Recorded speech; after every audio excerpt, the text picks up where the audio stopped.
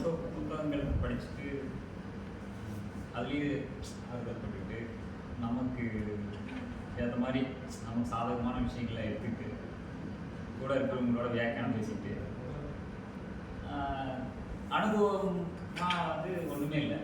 ஆனால் பேச்சில் நம்ம எல்லாம் தெரிஞ்ச மாதிரி எல்லாம் உணர்ந்த மாதிரி ஓஷோ சொல்கிற விஷயங்கள் அப்படியே ரிப்பீட் பண்ணி இப்போ அது மாதிரி இருந்தது. அப்புறமா கொஞ்சம் கொஞ்சமாக அந்த சரியா புத்தகத்தை தாண்டி எதாச்சியோ எப்படியோ அல்லது தேடும்போது நம்ம வெப்சைட் வந்து ஆக்சுவலாக ஒரு வருஷம் 2 வருஷம் அந்த வெப்சைட்டையே பார்த்துட்டே இருப்பேன். நியூஸ் லெட்டர் சப்ஸ்கிரைப் பண்ணி வச்சுருப்பேன். மாதம் அப்போ அந்த ஒரு வெப்சைட்டில் இதெல்லாம் அப்டேட் ஆகிருக்கு, இந்த மாதம் அப்டேட்டுன்னு போட்டு வெப்சைட் போவேன். அப்புறம் அவரோட தலையங்கம் படிக்க மாட்டேன்னா படித்தாலும் புரியாது. இன்னொன்று அது ஏதோ சம்மந்தமாக எதுவும் வேறு யார்ட்டோ சொல்லியிருக்காரு, நான் கதை படிப்பேன். அது கதை ஏதாவது போடுவேன். அதில் இருக்கிற கதைகள்லாம் எடுத்து நான் ஒரு பிளாக் ஒன்று ரெடி பண்ணி அந்த பிளாகில் ஓஷோ கதைகள்னு போட்டு அங்கேருந்து காப்பி பண்ணி நன்றி ஓஷோ தமிழ் அப்படின்னு போட்டு அங்கே காப்பி பண்ணிக்குவேன். அப்புறம் அதில் இருக்கிற ஜோக்ஸ்லாம் படிப்பேன். அப்புறம் அவர் கவிதைகளுக்கு கூட படிக்க மாட்டேன். நான் அப்போ எழுதியிருப்பார். பட் அப்புறம் ஓஷோ பதில்கள்னு சிலதெல்லாம் அந்த இது ஒரு சிலது படிச்சுருப்பேன். ஸோ எனக்கு ஃபேவரட் பார்ட் வந்து கதைகள், அதை படிப்பேன். அப்புறம் 2013 இங்கே வர்றதுக்கு ஒரு கொஞ்சோண்டு ஒரு தைரியம் வருது. சரி, இங்கே எப்படி இருக்கும், இவங்க ஓஷோவை எப்படி பார்ப்பாங்க, எப்படி இது பண்ணுவாங்க, இங்கே எப்படி இருக்கும் அப்படின்னு அது தயக்கம் நான் ஃபாலோ பண்ணிட்டு இருக்கேன்.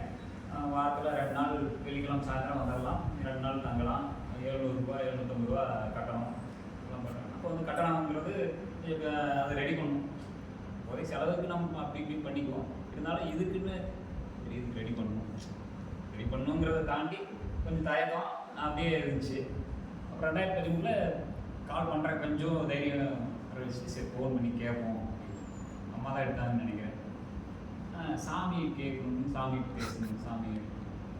எனக்கு ஓஷோ புத்தகங்கள் படிச்சுட்டு நம்ம அந்த ஃப்ரீடமு சாமி இந்த இதெல்லாம் திருப்பி சாமின்னு சொல்கிறாங்க. திருப்பியும் மற்ற சாமியார் அந்த ஆசிரமம் அந்த மாதிரி இருக்கும். நம்ம சாமிக்கெலாம் மாலை போட்டால் நம்ம சாமின்னு கூப்பிடுவோம். அல்லது நம்ம கோயிலுக்கு போனால் பூசாரி சாமின்னு கூப்பிடுவோம். ஸோ அங்கேயே ஒரு மனத்தடை உருவாயிடுச்சு.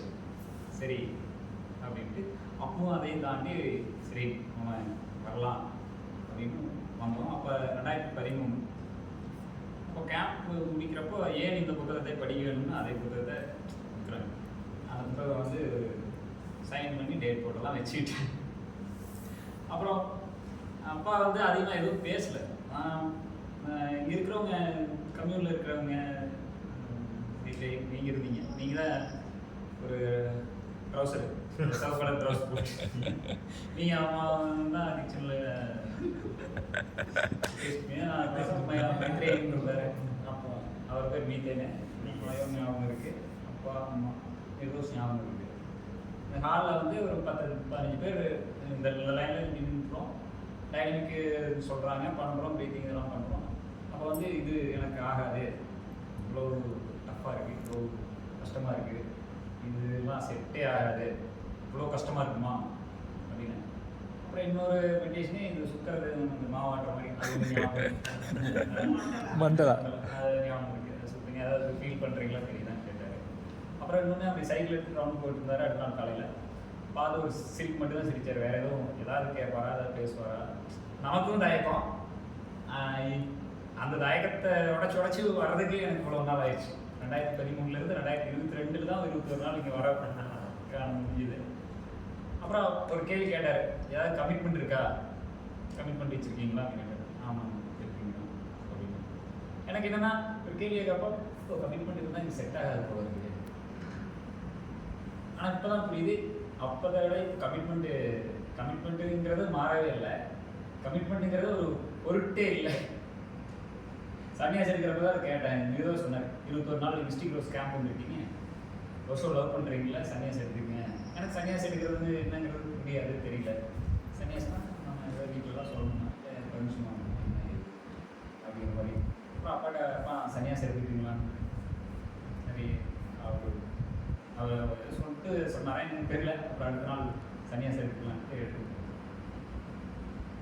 அப்புறம் ஓஷோ அந்த ஆடியோ பாடி புக்கு அப்பா பேசினது நான் இங்கேருந்து கேம்ப் முடிச்சுட்டு போன பிறகு ஃபாலோ பண்ணிட்டே இருக்கேன். வெப்சைட் ஃபாலோ பண்ணேன்.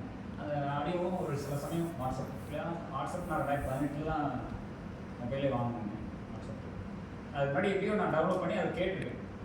அப்பா பேசுனாங்க. அப்பா வந்து சன்னமாக மெதுவாக பேசுவார், பொறுமையாக. ஓஷோ தான் பேசுகிறாரு. ஓஷோ நம்ம அப்போ வாய்ஸ் இதெல்லாம் கிடைக்கல, எனக்கு ஆடியோலாம் கேட்கல. ஓஷோ படிக்கிறோம். ஓஷோ சொல்கிறது இவர் என்ன மறுபடியும் புதுசாக அதை நான் ஏதோ சொல்கிற மாதிரி ஓஷோ அது நான் பண்ண விஷயத்த நான் ஃப்ரெண்ட்ஸ் வீட்டில் ஷேர் பண்ணுற விஷயம். இவர் என்ன ஓஷோ சொல்கிறது நான் தான் சொல்கிற மாதிரி ஏதோ ஒன்று சொல்லிட்டு இருக்காரு அப்படிங்கிற அந்த ஒரு மாதிரி. இவர் என்ன ஓஷோ என்ன பெரிய அப்படிதான் நான் நினச்சேன். அப்படிதான் அந்த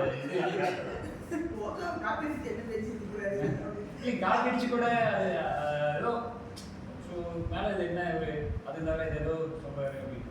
அதுக்கப்புறம் மறுபடியும் இங்கே மிஸ்டிக் ரோஸ் வந்துட்டு ஒரு 21 நாள் இருந்ததுக்கு அப்புறமா தான் கொஞ்சம் கொஞ்சமாக இங்கே அப்படியே கொஞ்சம் கொஞ்சமாக இதாகும் சிங்காக.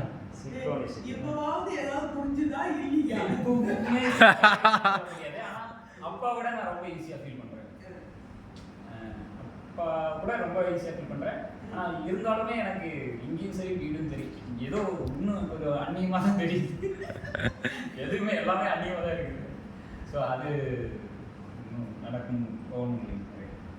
ஸோ அந்த வகையில் அது போதும்.